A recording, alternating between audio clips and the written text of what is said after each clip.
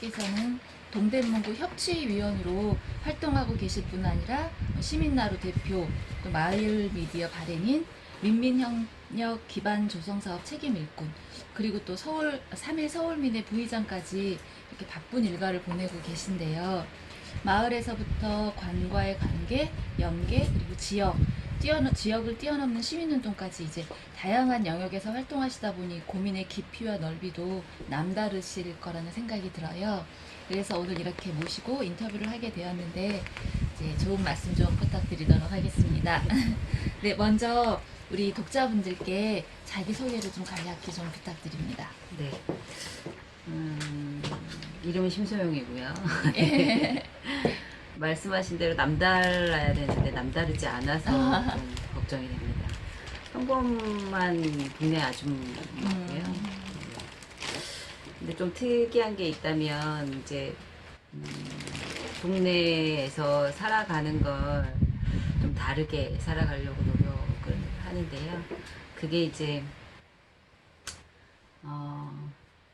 보통은 먹고 사는 문제가 이제 우리가 삶을 살아가는데 가장 어렵고 힘든 부분이라 거기에 치중해서 살아가는데 이제 행복하지 않더라. 먹고 사는 부분에만 치중해서 사는 게, 그러니까 소비에 집중, 그러니까 벌고 그걸 쓰는 데에만 집중해서 사는 것이 그냥 삶 자체도 소비하는 것 같더라.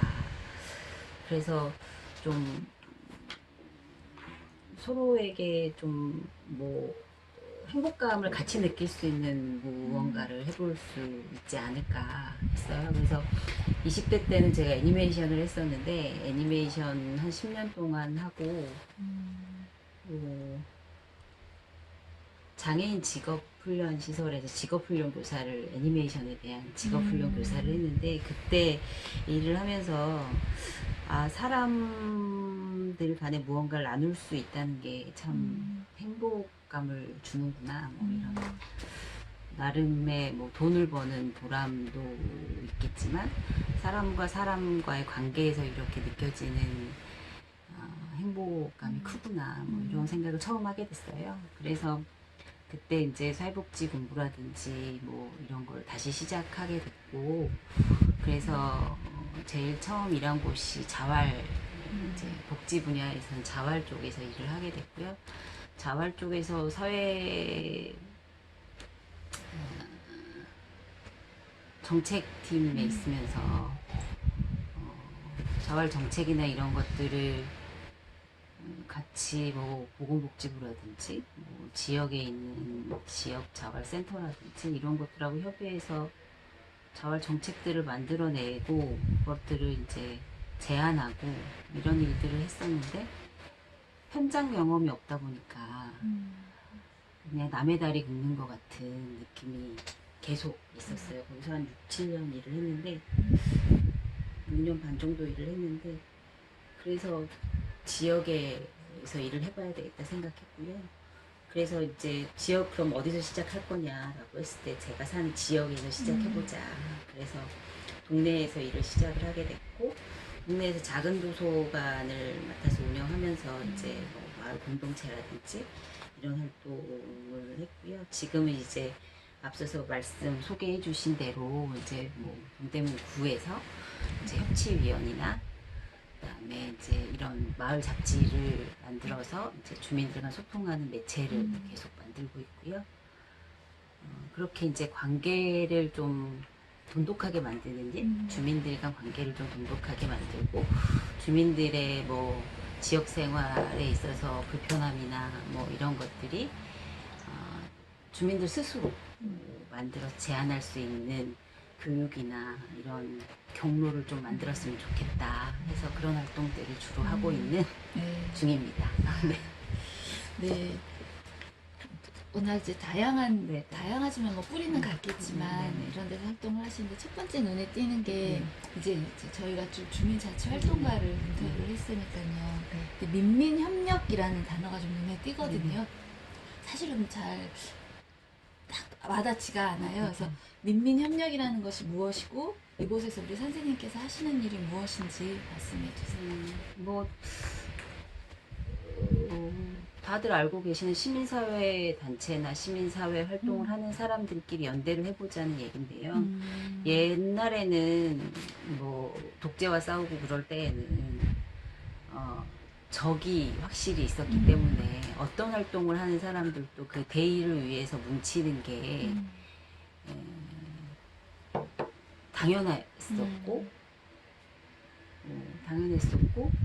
해야 되는 일이었고, 그렇게 이제 시민사회 활동하는 사람들이면 그렇게 생각을 했는데, 지금은 뭐 어떤 뚜렷한 그런 뭐 상대편이 있는 것이 아니라 뭐 다 민주주의를 위한 활동을 한다고 생각하고, 환경을 위한 활동이건 뭐 약자를 위한 활동이면 다 이제 목적을 두고 이제 활동을 하게 되는 거죠. 그러면서 어떤 활동을 할 때 이제 뭐 여성 활동을 여성 이제 취약계층에 대한 계층 중에 뭐 여성 활동을 하는 사람들은 남성 중심의 어떤 시민 단체인데, 뭐 남성 중심만 들어 있다면 이 단체들은 좀 안 맞는 거죠. 그리고 어떤 단체는 뭐 다문화라든지 뭐 그런 목적 사업들을 하는데 뭐 노동에 관해서는 좀 등한시하고 있어서 그런 부분에 문제가 있으면 또 다른 노동과 관련된 단체하고는 또 섞이기가 어렵죠. 그런 식으로 뭔가 연대를 해야 되는 것에 대한 불편함이 시민사회 안에 생긴 거예요. 그래서 생겼다고 보여져요, 제 생각에는. 그래서 옛날에 민주화, 뭐 87년 민주화 운동하고 이럴 때의 시민사회와 지금은 굉장히 달라졌다. 근데 같이 모여서 얘기를 해야 시민들이 어떻게 조금 더 편하게, 조금 더 쉽게 이렇게 자기가 자기의 요구와 자기의 생각을 제안할 수 있는 경로를 만들 수 있을까. 그리고 시민사회 활동이라는 것이 더 이상 그렇게 뭐 누군가랑 싸우는 것이 아니라 문화를 만들어 나가는 입장에서 시민사회는 어떻게 해야 될까. 시민사회가 하나의 문화로 뿌리 내리려면 그런 과정에서 생겨난 것이 이제 민민 간의 협력이 필요하다. 이거는 변화된 시대에 맞게끔 시민사회 연대의 내용도 변해야 될 것 같다는 생각을 하는 거예요. 그게 이제 제도적으로 어떻게 지원할 수 있을까, 뭐 나와서 진행이 된 거고요. 2016년에 시민협력 플랫폼이라는 이름으로 서울시에서 그래서 시민들이 협력해서 무언가를 만들어낼 수 있는 플랫폼을 만들어 보자라고 해서 지원 사업이 그때 처음 생겼고요.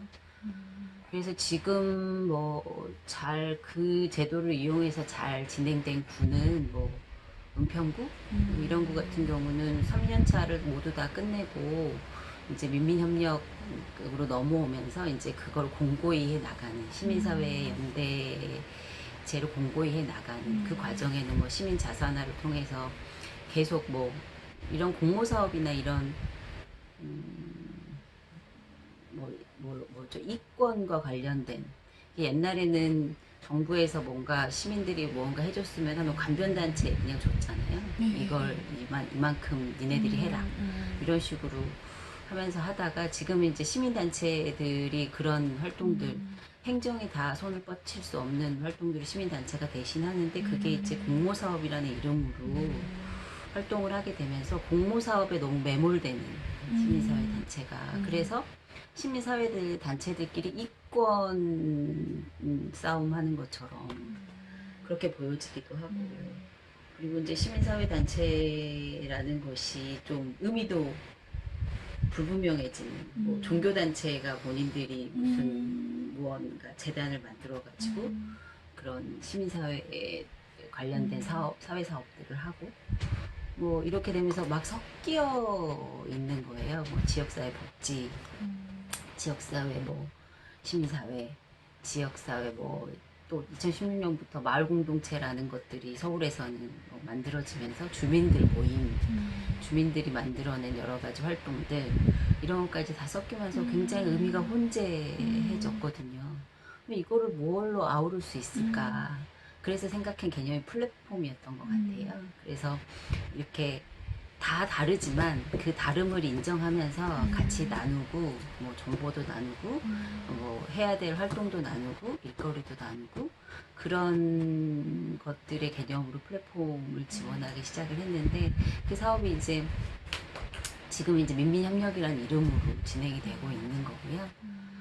그래서 이제 동대문구는 처음에 17년도에 1년차 시민협력 플랫폼을 했다가 1년 갈등이 내부 시민사회 단체들끼리의 갈등이 좀 생겨서 1년으로 종료를 하고 그냥 이제 제가 그때 책임 활동가를 맡고 있었기 때문에 그거를 갈등이 생겼다고 그래서 사업을 안 한다고 그래서 지원을 못 받는다고 해서 사업을 안 하는 건 아닌 것 같다. 연대의 의미를 우리가 공감을 했다면 우리가 할 수 있는 것부터 했으면 좋겠다. 이렇게 생각해서 그때부터 이제 좀 공감하는 사람들하고 소통 매체를 만들어 보자 했고요.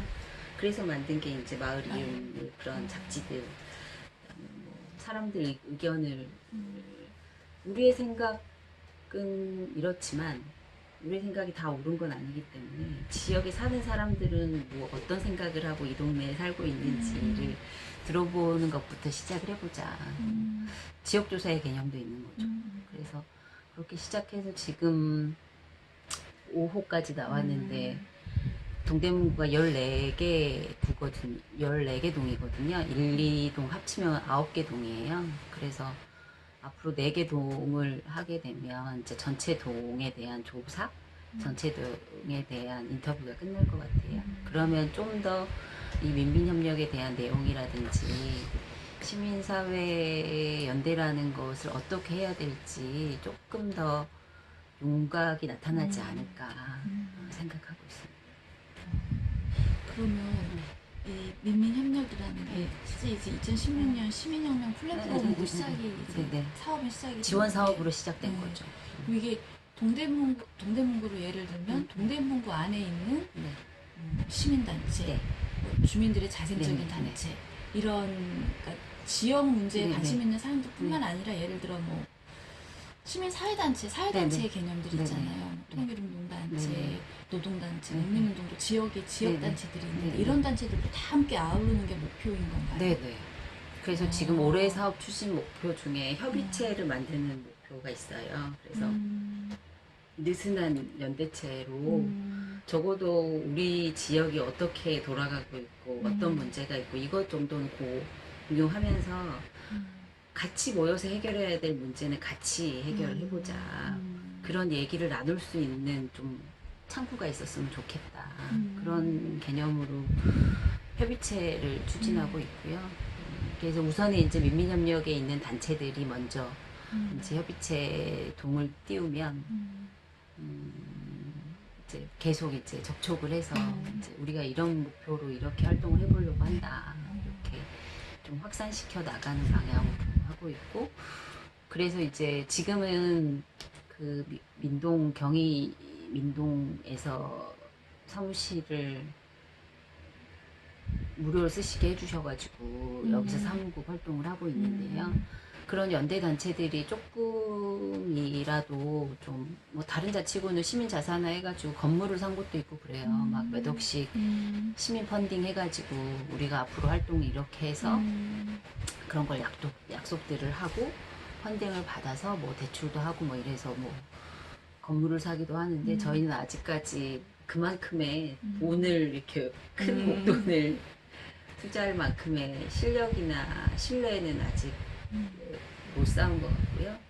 그래서 그런 신뢰는 우리 활동으로 보여줘야 사람들이 인정할 수 있다고 생각해서 우선 임대사무실을 우리가 우리 힘으로 마련을 해서 한번 생활을 해보자. 그래서 지금 협의체 추진하면서 공익활동 지원 조례를 만들고 그런 연대 사무실을 우리가 모아서 만들어 보는 것까지가 올해 목표예요. 그 이제 예를 들면 노동운동 단체가 네네네네. 있단 말이에요. 민주노총이 있고 또 지역 조직이 있고 또 구조직이 있는지 모르겠는데 사실 잘은 만약에 이런 것들이 있다면 이런 직능별 단체라 그래야 되나요? 네네. 노동자 단체, 농민 단체 이런 단체들도 있고 주민운동을 하는 분들도 있고 교육운동을 하는 분들도 있고 이렇게 다양한 분들이 있는데 사실 이분들의 목표는 조금씩 다른 거잖아요. 네네. 노동자분들은 네. 노동자들의 노동 환경을 개선하고 이런 건데 이런 분들이 실제 이런 지역을 목표는 지역을 발전시키는 게 목적인 거니까 주민들이 지역 발전의 주인으로 나서게 하자는 게 것 같은데 그런 것에 동의하고 함께 지역 문제의 고민들이 좀 폭이 넓어지고 있나요? 워낙 노동 분야에 있어서는 좀 그렇게 말씀하신 대로 이제 그 당장에 쟁취해야 되는 것들하고는 약간의 갭이 있어서 실제 뭐 민주노총 활동하시는 분들이랑은 이렇게 그건 없어요. 근데 저희가 이번에 이제 활동 지원하는 것 중 네트워크 지원하는 것이 있는데, 그러니까 뭐 큰 지원을 하는 게 아니라 저희가 뭐 한 100여만 원을 당신들이 어떤 공익 활동을 위해서 네트워크를 만들어서 뭐 공부 모임을 하든 반 모임을 하든 그런 걸 하고자 한다면 우리가 지원을 해주겠다.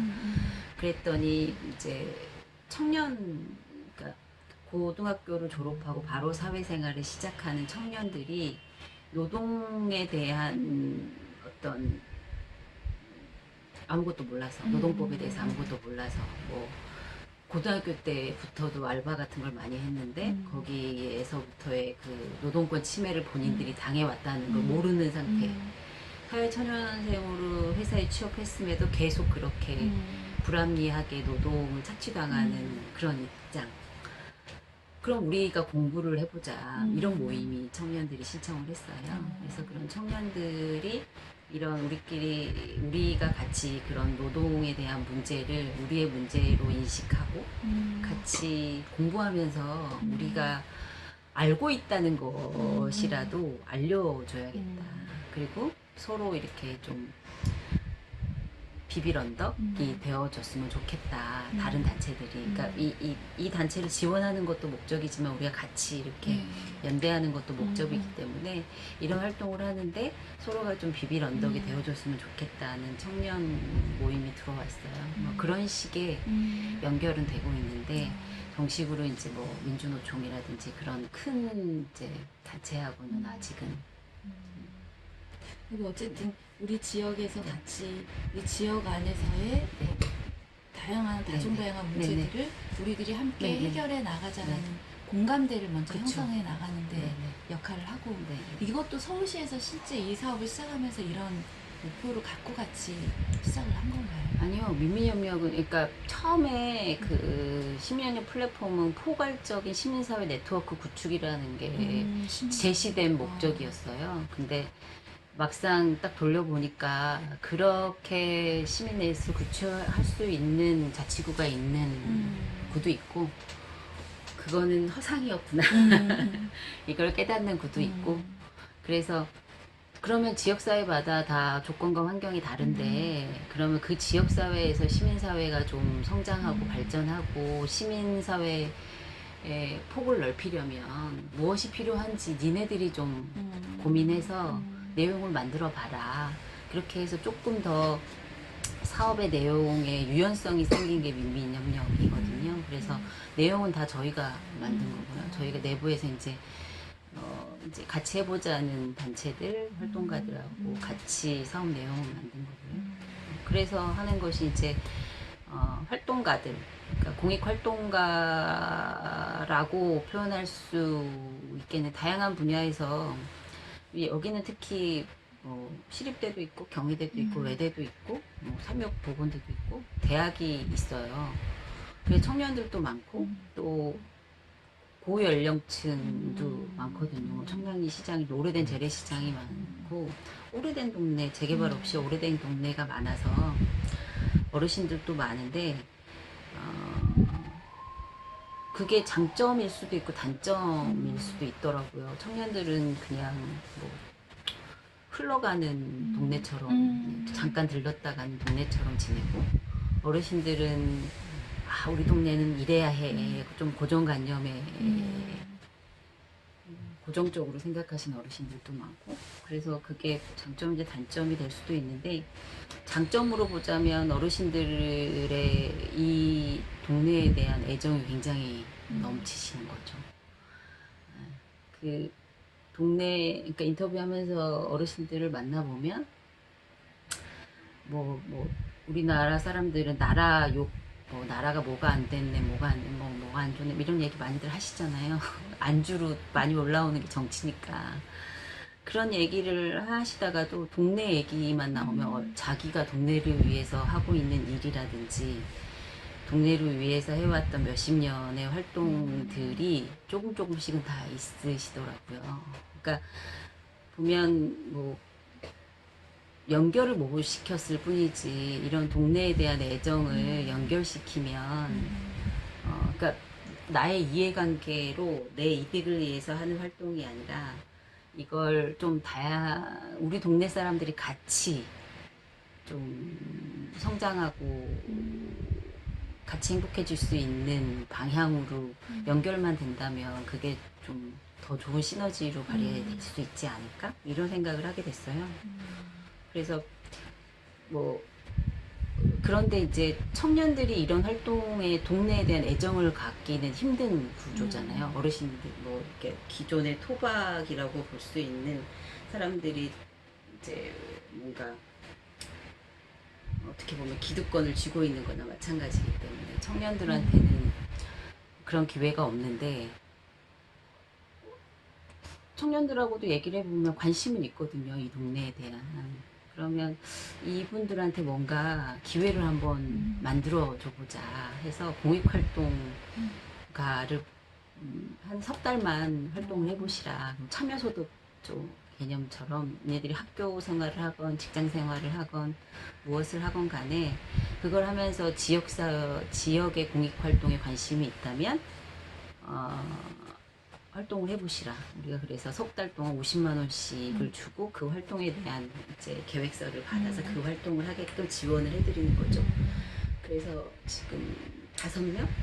5명, 이제 3분은 청년으로 뽑아서 활동을 하시게 됐고, 2분은 이제 경력 단절된 분들, 뭐 여성이든 남성이든 내가 뭐 지역에서 뭐 이런 거를 하고 싶었는데 못했다. 뭐 활동가 중에 있을 수도 있고요.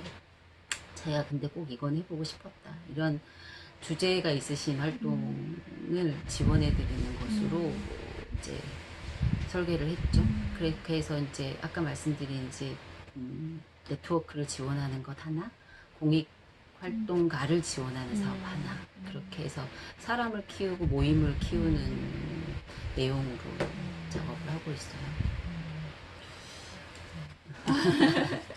네, 저도 이해가 좀 됐습니다. 네. 그럼 먼저 또 하나 직책 역할 중에 이제 눈에 띄는 게 동대문구 협치위원회라는 것인데요. 저희가 이제 주민자치 활동가는 인터뷰를 몇 번 했거든요. 근데 협치위원회는 처음이에요. 그래서 이 협치라는 말과 이 자치라는 말의 차이는 또 도대체 뭔가 이것도 있고 해서 협치위원과 자치위원은 좀 다른 개념인 것 같으니까 다르게 쓸 것 같고요. 그다음에 이 관계가 어떻게 되는지 동대문구 협치위원이라고 하시면 이 협치위는 이제 동대문구 발전이나 동대문구 내에서의 이런 주민 참여를 높이기 위해서 어떤 활동을 하시는지 좀 부탁드리겠습니다. 다 맥락이 다 비슷비슷해서 네. 뭐 자치위원, 협치위원 비슷한데 자치위원을 좀 범위로 보자면 동에 한정되어 있는 거죠. 그래서 뭐 회기동이면 회기동, 이분동이면 이분동 이렇게 동에 관련돼서 동에 필요한 일들을 주민자치회원으로서 발굴해내고 그거를 같이 해결해보자. 그게 이제 시민들 옛날에는 이제 관에서 이제 동장 중심으로 행정 공무원들이 어떤 문제를 발견하고 뭐 계획을 세우고 예산을 집행을 하는 과정이었다면 주민들이 직접 그 부분을 담당을 해보자.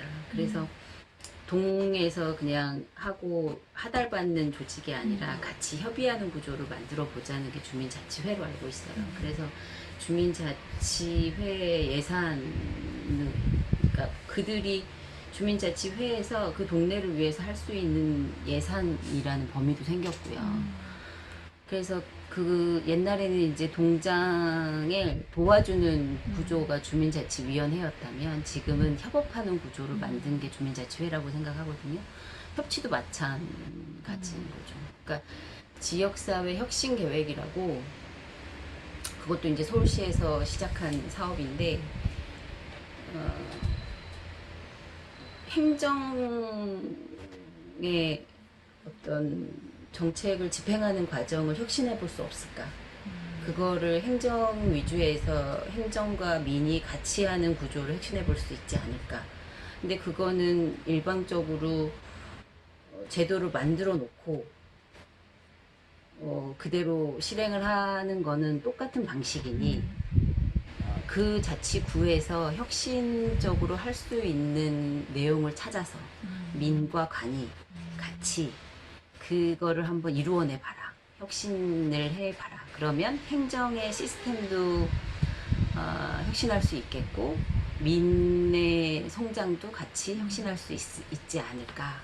그래서 뭐 전체 25개 구가 다 생긴 건 아니지만 한 18개 구 정도에서 협치 조례를 만들고 협치위원회를 만들고 그 구에 필요한 이제 일들을 민과 간이 같이 발굴해내고 하는 과정으로 설계가 됐죠. 그래서 이제 의제를 수기형 공론장 형태로 의제를 선정하는 과정을 공론장을 통해서 만들어내고 마지막 수기형 공론장 마지막에는 그 의제들의 우선순위를 선정을 해서 거기에 예산을 집행을 하고 예산을 책정을 하고 후년도에는 그거를 실행하는 과정까지 민과 간이 같이 해보는 과정으로 협치 사업이 설계가 되어 있어서 그게 이제 뭐 자치구의 구청장님이 굉장히 그 의지가 확실하고 이런 혁신이 구청에 굉장히 필요하다라고 하면 이제 내부 시스템을 조금 손보시죠. 그래서 잘 되고 있는 구는 그런 혁신적으로 활동을 하는 공무원 부서 중심으로 이렇게 개편을 좀 했고요. 그렇게 개편을 해서 그렇게 민의 의견을 들어서 행정 시스템을 좀 바꾸고 하는 공무원들도 생겨났어요. 근데 공무원 문화를 겪어보지 않아서 잘은 모르지만 이게 뭔가 튀는 짓을 하면 거기도 찍히는 구조일 텐데 그렇게 뭐 이제까지 해오지 않은 방식으로 일을 한다는 것이 공무원 문화에서 굉장히 어려울 거거든요. 그러니까 누구도 하지 않으려고 할 거 아니에요. 그냥 있는 대로 그대로 하지. 무엇하러 내가 윗상사한테 찍히면서 그렇게 민간인은 그냥 민원인으로서만의 역할에 그냥 규정 지은 대로 활동을 하면 되는데 그러니까 안 바뀌는 거죠. 혁신 사업이 있어도 그냥 뭐 동대문구 같은 경우는 그게 하나의 예산 사업이지 그걸 우리가 변해야 되는 사업이라고 공무원 조직이 생각하지 않는다고 보여지거든요. 근데 이제 잘 되는 자치구 같은 경우는 이제 그렇게 내부 시스템도 좀 변하면서 그 공무원 분들한테 그렇게 혁신적으로 시스템을 좀 변해서 어떤 성과를 내기 위해서 활동을 했을 경우 그거에 대해서 뭐 인센티브가 주어진다던가 뭐 그런 식으로 하고 있는 구도 있다고 해요. 그래서 어떤 이제 선출직 공무원이 이 분야의 시민들의 어떤 정책이나 내용들을 반영하려는 노력을 얼마나 하고 있느냐에 따라서 협치라는 이름은 같이 써도 잘 되는 곳이 있고 그렇지 않은 곳이 있을 거다 이렇게 생각하고 있고 우리 구는 네. 잘 안 되는 구 중에 하나입니다. 아예 안 하고 있는 구도 있으니까 그래도 시도는 하고 있으니까 대부분 사람이네요. 네네. 언제나 사람으로 귀결되는 것 같아요. 네, 그럼 이제 협치에 대해서 좀 말씀을 드렸고요. 그다음에 아까 이제 뭐 신문 이야기도 좀 네네. 하셨는데 네. 그럼 시민나루 네. 대표도 맡고 네, 계시는데 네, 네, 이게 네. 같은 영역인 건가요? 네네. 아까 말씀하신 시민나루가 그러니까 플랫폼을 했을 때 시민들한테 공모해서 받은 이름이에요.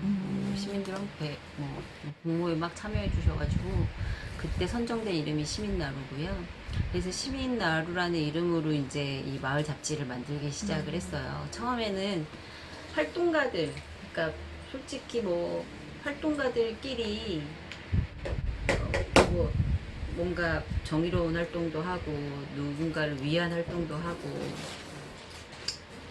지구사회를 위한 활동도 하고 뭐 환경을 위한 활동도 하고 다양한 활동들을 하는데 자기 활동에 매몰되어 있어서 누군가 옆에 있는 사람의 활동에 대해서 더 이상 궁금해하지 않고 그런 것들이 있었죠. 그래서 활동가들의 활동을 좀 안내하는 것부터 해보자. 그러니까 소통이 제일 우선이라고 생각을 했어서 처음에 기획은 이제 활동가들 소식으로 소통 매체를 만드는 것으로 회의를 시작을 했는데 기획회의를 하다 보니까 정말 아무도 궁금해하지 않는 거죠. 활동가들의 소식을. 그 책을 누구한테 보게 할 거냐. 그러니까 이 잡지를 만들어내면 누가 볼 거냐라고 했을 때 활동가들이 봐줘야 되잖아요. 활동가들의 소식이니까. 근데 활동가들이 관심이 없는 거죠. 나 솔직히 그 사람들 활동에 관심. 나는 이게 굉장히 중요하기 때문에 이런 거죠. 그렇다고 뭐 우리가 정식으로 뭐 리서치를 맡겨서 조사를 한 건 아니지만 그때 이제 다양한 사람들 의견을 들어봤을 때 이제 그런 판단이 내려졌어요. 그러면 주민들의 얘기를 들어보자. 주민들이 본인들의 이 시민 이런 공익활동에 대한 얘기도 들어보고 그런 살면서의 뭐 애환?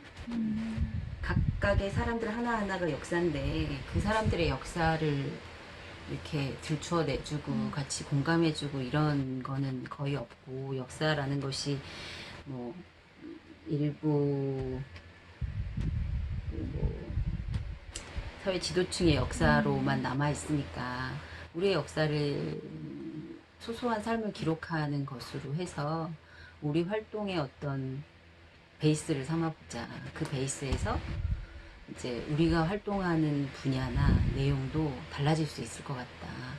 사회 변화는 우리가 만들어가는 것이 만들어가는 거라고 생각하는데 특정한 어떤 사람들이 아니라 그거는 이 시대를 살아가는 모든 사람들이 공감을 해야 변할 수 있다고 생각을 한다. 그러면 우리가 그 베이스부터 넓혀보자. 이런 개념으로 마을 잡지를 만들기 시작했어요.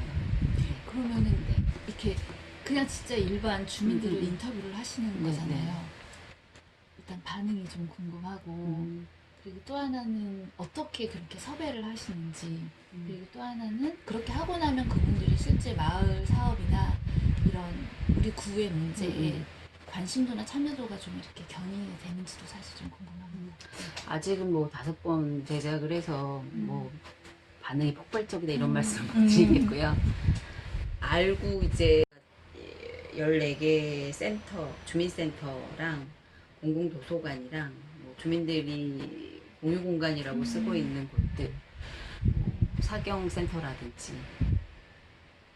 그런 공유공간을 통해서 배포를 하고 있는데요.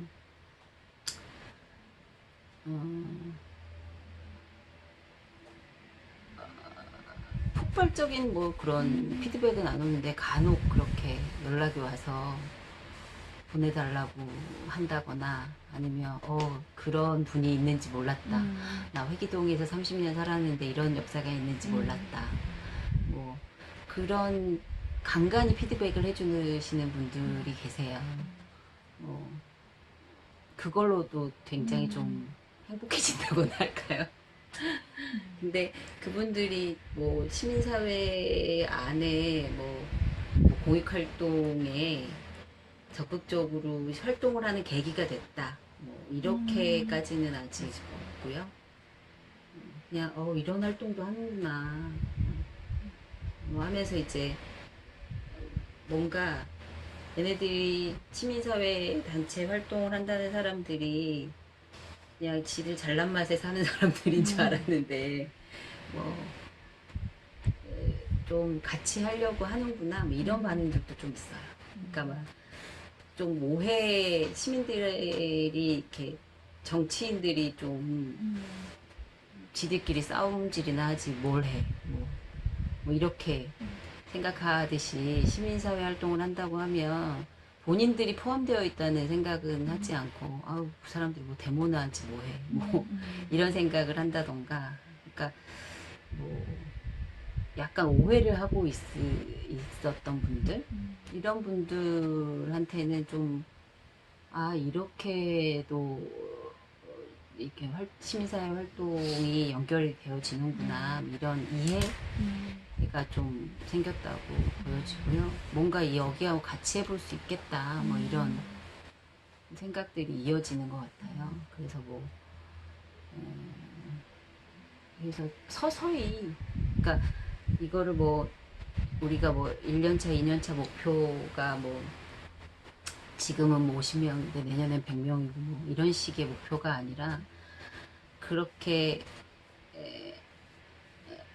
없어서는 안 될 존재로 좀 신뢰로워지는 거 뭐 이런 게 우리의 지금의 목표가 아닐까 생각하거든요. 그래서 섭외할 때도 될 수 있으면 개인적인 친분보다는 좀 공식적인 루트를 통해서 하려고 하거든요. 그래서 뭐 주민센터에 마을 행정팀이 다 있어요.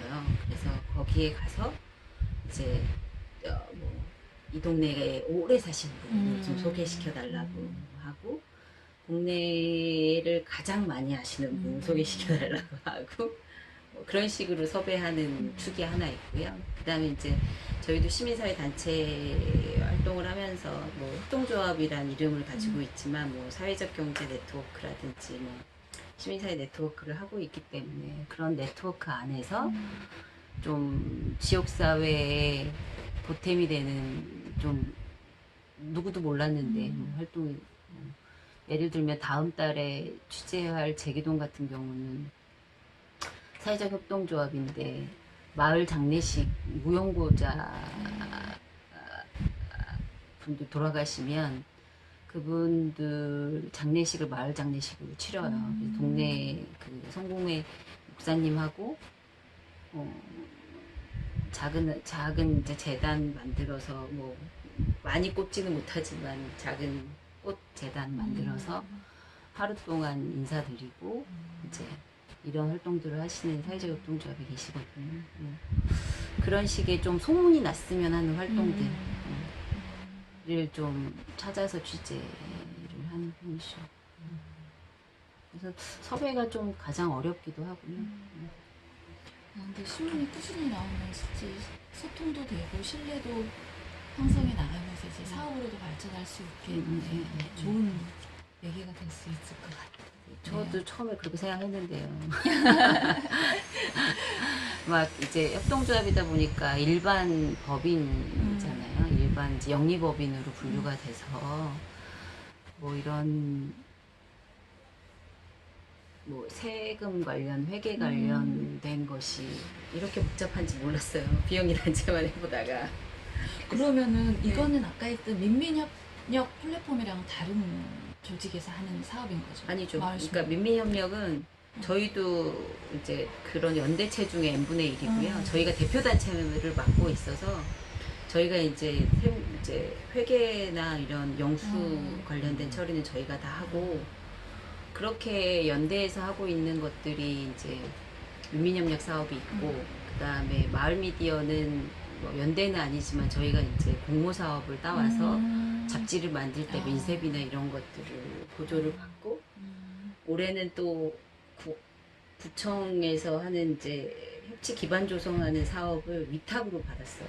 이거는 이제 공모 사업이 아니라서 정식으로 계약서 쓰고 뭐 이런 뭐 수의 계약 형식으로 하는 건데 그러려면 이제 정식 회사 법인으로서 다 모든 게 다 필요한 거예요. 뭐 직원의 4대 보험, 뭐 음. 그다음에 뭐죠? 세금 낸 완납 증명서, 뭐 그다음 완납이라는 게 뭐 부가가치세라든지 뭐 법인세라든지 이런 것들을 다 해야 되잖아요. 근데 그냥 계속 간편부기로 쓰다가 정리를 하다가 이제 일반 법인으로서 복식부기를 포함해서 뭐 그러면 재무제표나 이런 것들을 다 신고를 해야 되니까 근데 그럴 만한 능력이 안 되니까 이제 세무사를 고용을 해가지고 이제 정리를 하는데 네.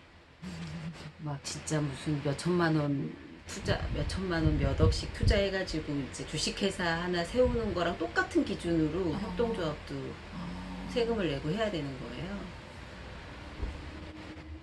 네, 그래서 그 외 일이 많으시겠다. 네, 그래서 생각지도 못한 그러니까 진짜 막 광고할 때 뭐 협동조합 막 이런 광고할 때 주민 5명 모임을 할 수 있습니다. 막 이러면서 광고했었거든요. 몇 년 전에. 야. 그래서 막 그 사람들 찾아가서 막 이렇게 막 뭐라고 왜 이렇게 광고했어? 뭐 그러고 싶더라고요.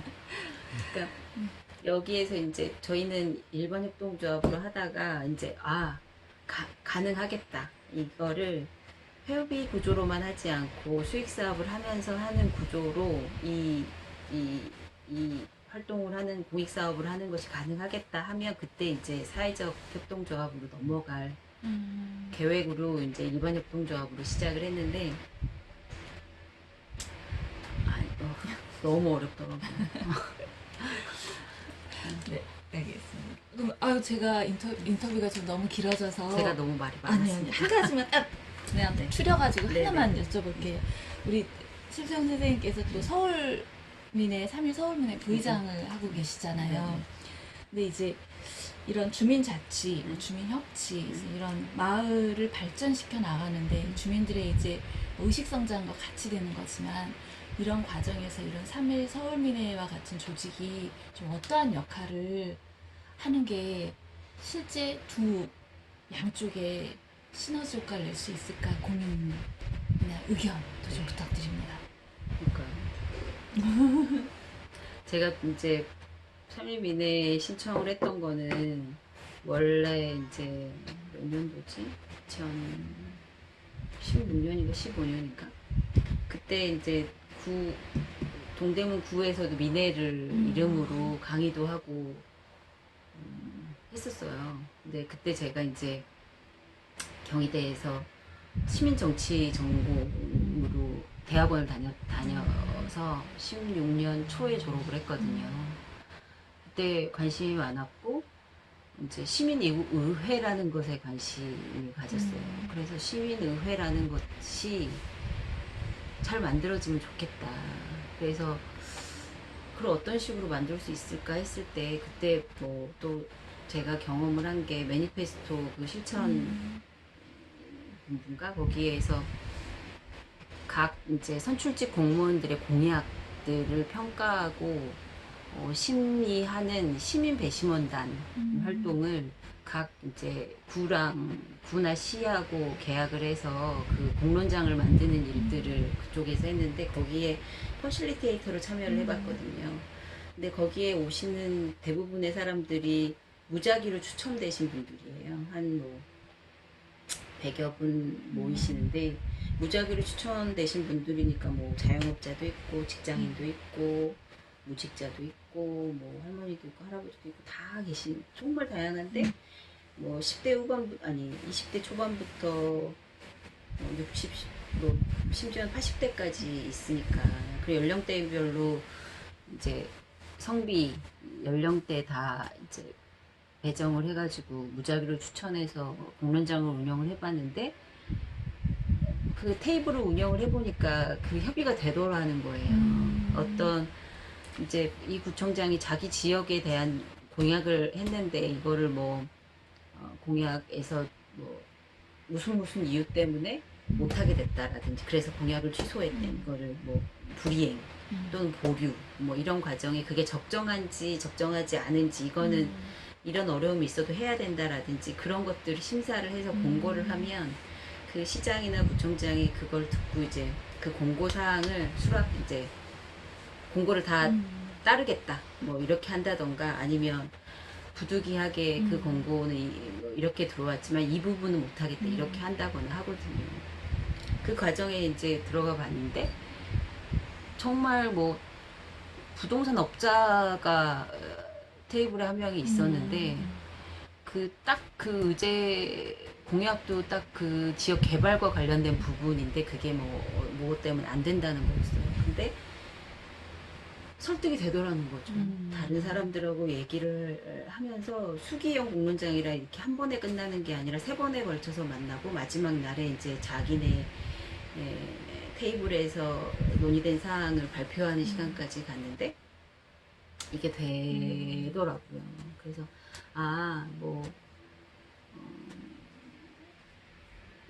뭐 공익적 마인드를 가지고 있지 않아도 이게 자기 이익만을 내세울 수 없게 하는 공론의 장이 많아져야 내가 생각하는 것이 좀 잘못됐구나 이런 판단도 할 수 있고, 그런 기회를 많이 만들어내는 것이 좋겠다 뭐 이런 생각을 하게 됐어요. 그래서 이제 동대문구에서 이제 민회를 하겠다고 할 때 뭔가 n분의 1로서 뭔가를 해볼 수 있지 않을까 해서 시작을 했고, 이제 다음 해에는 이제 작년 3일 민회가 만들어질 때는 이제 그 전에 이제 민주시민 교육 교육을 여기 이제 주최 측에서 하셔서 그거를 들었는데, 교육에서 이렇게 뭔가 들어왔다 이런 건 아니고요. 그때부터 좀 약간 뭐랄까,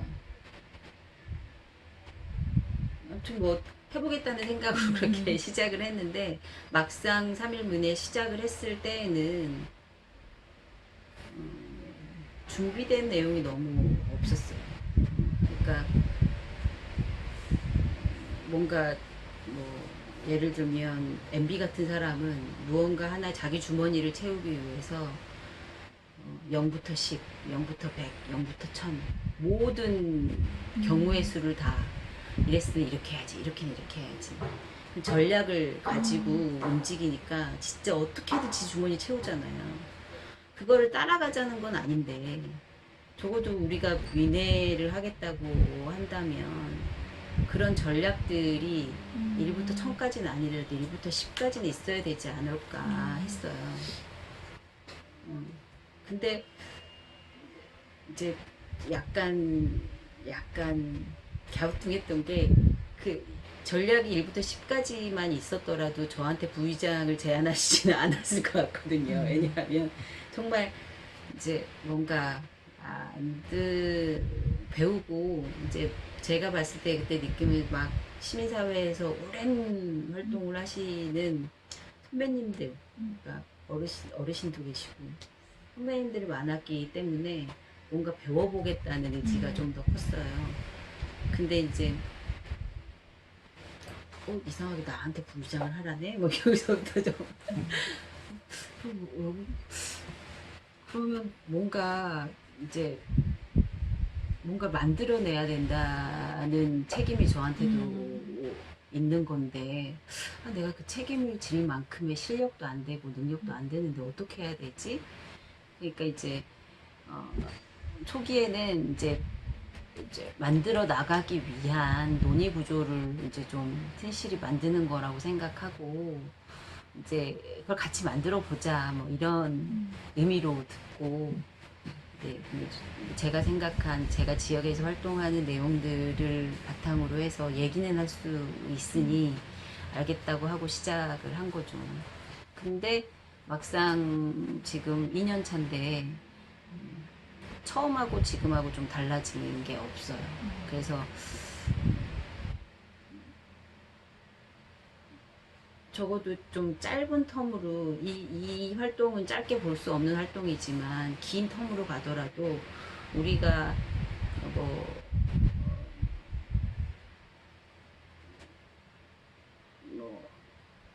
6개월의 목표, 1년의 목표, 적어도 그러니까 큰 목표를 세우자는 게 아니라 우리 올해는 이것 꼭 해봅시다. 우리 교육을 통해서 이런 민주시민 교육이라든지 우리가 특장점으로 가지고 있는 것을 통해서 민회에 동의하는 사람들을 우리가 처음에 300명이었지만 그때 준비가 안 되어 있었기 때문에 300명이 왔다가 돌아갔다. 그거를 우리 자체가 인정을 해야 된다고 생각하거든요. 그걸 인정을 한다. 그러면 지금 다시 시작해야지. 이걸 동의를 한다면. 그러면 1년차 목표는 우리가 가장 잘할 수 있는 것을 통해서 50명, 예, 조직으로 성장시켜 봅시다. 이들한테 제시할 수 있는 것은 요런 것이 있을 수 있게 해서 그러면 그거는 이제 누가 맡아주고 누가 맡아주고 누가 맡아주고 그렇게 했을 때 우리 1년 지나고 나서 아 우리가 이게 특장점인 줄 알았는데 이게 특장점이 아니더라. 우리 사람들이 실제로 이걸 요구할 줄 알았는데 요구하지 않더라. 이들의 욕구는 여기 없더라. 그럼 우리가 변해야 하거나 아니면 옳거니 우리가 생각한 게 맞았어. 시민들의 생각과 우리의 생각이 맞았어. 그러면 좀 더 활성화시킬 수 있는 방법은 올해 더 해봅시다. 뭐 이렇게 해서 가야 된다고 생각을 하는데 뭐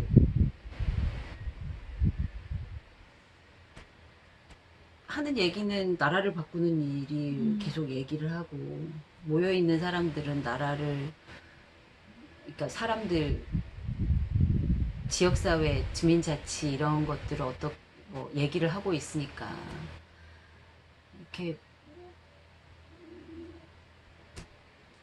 땅에 발을 붙이는 작업부터 해야 되지 않을까 이런 생각이 들었어요. 그래서 뭐 송구스럽지만 계속 회의에 나가면 제가 이해하고 있는 수준에서 계속 말씀드리고 있고요. 그래서 언젠가는 몸빵 깨지겠지만 계속 말씀드리면서 저도 좀 배우고 같이 좀 전략을 세울 수 있었으면 좋겠다 이런 바람이 있습니다.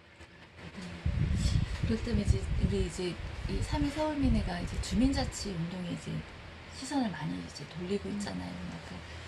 그 주민자치 활동에 우리 3.1 서울민회가 어떠한 역할을 좀 했으면 좋겠는지 그것을 마지막으로 하나만 좀 여쭤보고 인터뷰 나가도 될 것 같아요. 중간에 말씀드린 것 같은데 저는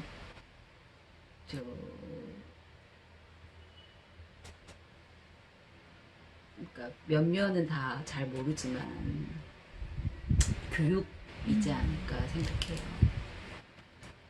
내 교육도 옛날처럼 내가 80년대부터 70년대부터 지금까지 민주주의를 위해서 애쓴 사람으로서 인생을 갈아 넣은 사람으로서 하는 교육이 아니라 시대가 변한 관점을 인식하고 지금 뭐 코로나나 뭐 우리가 예상할 수 없는 환경들로 인해서 사람들이 어려움을 겪고 있잖아요. 그런 어려움을 우리가 같이 하면 방법을 찾을 수 있다. 그러니까 저는 좀 뭐랄까 지구한테 미안한 코로나로 지구가 좀 숨을 쉰다면서요. 사람들은 힘든데 지구는 조금 나아졌다고 하더라고요. 환경은 좀 나아지는 것 같다고 하더라고요.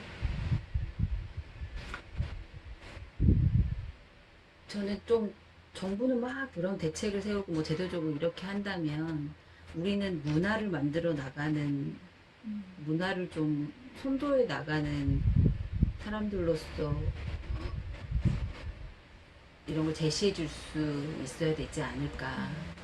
그러니까 뭐 참여연대나 이런 곳이 정부 정책이나 뭐 이런 법이나 이런 것들에 감시를 한다면 주민 자치를 표방하고 생활 정치를 표방을 한다면 그런 문화를 좀 만들어주고 같이 겪어보고 해보는 그래서 그런 문화가 뭐 다른 나라, 어디 나라에서 가져온 사례로는 더 이상 그게 이렇게 어필되지 않는다고 생각하거든요.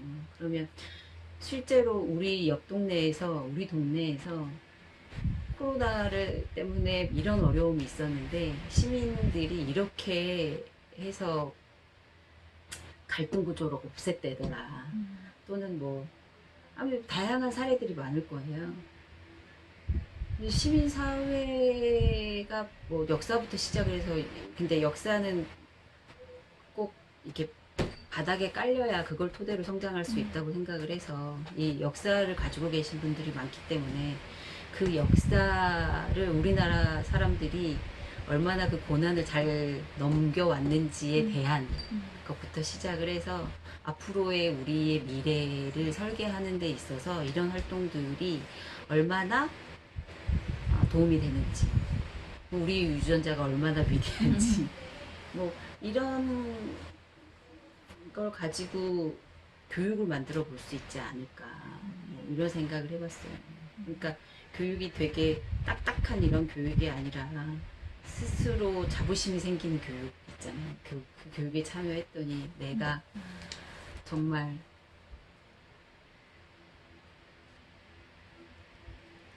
좀 좀 자괴감을 계속 느끼게 하는 경쟁 사회이지만 여기 와서 이 교육을 받으더니 내가 못났다고 생각했는데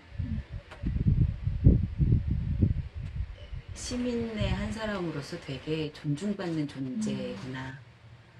그래서 내가 뭔가를 여기서 한 걸음만 뗀다면 나도 사회에 뭔가 이득이 되는 사람일 수 있겠구나.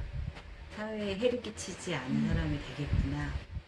뭐 이런 거를 좀 같이 공감하는 교육으로 만들 수 있지 않을까.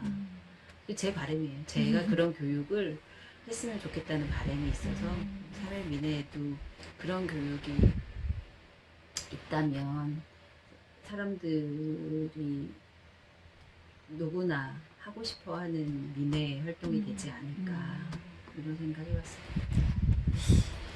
네, 감사합니다. 긴 시간 동안 이렇게 좋은 말씀 해주셔서 두서없게 고맙습니다. 말씀드려 죄송합니다.